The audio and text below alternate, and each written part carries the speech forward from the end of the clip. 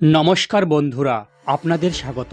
পশ্চিমবঙ্গের আজকে সবচেয়ে বড় খবর নিয়ে আপনাদের সামনে আমি হাজির হয়েছি। রাজ্য রাজনীতি, স্বাস্থ্য, নির্বাচন ও প্রশাসনের বড় আপডেট। বাংলায় নিপা ভাইরাসের আতঙ্ক। দুজনের শরীরে নিপার সন্দেহজনক উপসর্গ ধরা পড়েছে। কেন্দ্রীয় সরকার ইতিমধ্যে জাতীয় মেডিকেল টিম পাঠিয়েছে। এইমস কল্যাণীতে নমুনা পরীক্ষা চলছে। 2 নার্স গুরুতর অসুস্থ, ভেন্টিলেশনে আছে। স্বাস্থ্য দপ্তরের পক্ষ থেকে সতর্কবার্তা জারি করা হয়েছে।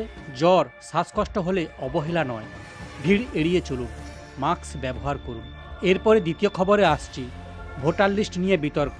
ভোটার তালিকা সংশোধন ঘিরে তীব্র রাজনৈতিক চাপানোত্তর। মুখ্যমন্ত্রী মমতা ব্যানার্জি সরাসরি চিঠি লিখেছেন নির্বাচন কমিশনকে।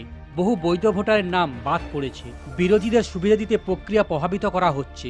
এই বিষয়ে নির্বাচন কমিশনের পাল্টা পদক্ষেপ। 2000-এর বেশি মাইক্রো অবজারভার নিয়োগ করা হয়েছে। এসআইআরে আরও কড়াকড়ি ব্যবস্থা নেওয়া হচ্ছে। এরপরে আরেকটি খবরে আসছি। রাজ্য রাজনীতি তোলপাড়। আইপ্যাক অফিসে ইডি তল্লাশি। এই বিষয়ে সুপ্রিম কোর্টে বড় অভিযোগ। তদন্তে বাধা দেওয়ার অভিযোগ মুখ্যমন্ত্রীর নাম। এটা তদন্ত নয়, এটা রাজনৈতিক প্রতিহিংসা। এই বিষয়ে বিরোধীদের দাবি, আইনের ঊর্ধ্বে কেউ নয়। কয়লা পাচার মামলায় তদন্তে সল্টলেকের আইপ্যাক অফিস এবং সংস্থার কর্ণধার প্রতীক জৈনের বাড়িতে তল্লাশি চালায় ইডি। অভিযোগ, তল্লাশি চলাকালীন মুখ্যমন্ত্রী মমতা বন্দ্যোপাধ্যায় নিজে সেখানে পৌঁছে যান এবং পুলিশ সহায়তায় বেশ কিছু গুরুত্বপূর্ণ ফাইল ও ইলেকট্রিক ডিভাইস সরিয়ে ফেলেন। ইডির দাবি, প্রায় 2742 কোটি টাকার আর্থিক লেনদেনের তদন্তে এই তল্লাশি চালানো হচ্ছিল। ইডি ইতিমধ্যে সুপ্রিম কোর্টে 2টি মামলা দায়ের করেছে। এই মামলায় মুখ্যমন্ত্রী মমতা বন্দ্যোপাধ্যায়, কলকাতা পুলিশ কমিশনার এবং রাজ্যের ডিজিপি এই বিষয়ে পক্ষভুক্ত করা হয়েছে। ইডির অভিযোগ, মুখ্যমন্ত্রী তার সাংবিধানিক পদের অপব্যবহার করে তদন্তে বাধা দিয়েছে। এই বিষয়ে রাজ্যের পাল্টা পদক্ষেপ।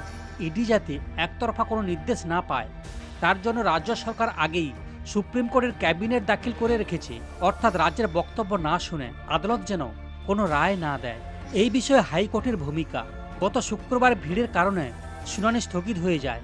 আগামী 14 জানুয়ারি অর্থাৎ বুধবার হাইকোর্টে এই মামলার পরবর্তী শুনানির দিন ধার্য করা হয়েছে। এই বিষয়ে মমতা বন্দ্যোপাধ্যায় অভিযোগ করেছেন যে বিজেপি কেন্দ্রীয় সংস্থাকে ব্যবহার করে তৃণমূলের নির্বাচন কৌশল এবং গোপন তথ্য চুরি করার চেষ্টা করছে।